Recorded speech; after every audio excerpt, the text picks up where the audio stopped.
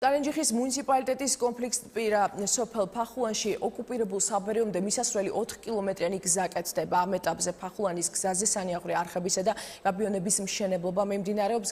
გზის გასწვრივ მოეწყობა გარე განათებაც. გეგმის მიხედვით სამშენებლო სამუშაოები მიმდინარე წლის სექტემბრამდე დასრულდება. გზის რეაბილიტაციაზე ადგილობრივი მოსახლეობაა დასაქმებული. კონფლიქტისპირა სოფელში წელს ახალი საბავშვო ბაღიც აშენდება. გზის მშენებლობის სამუშაოები სამეგრელო ზემოსვანეთის გუბერნატორმა დაათვალიერა.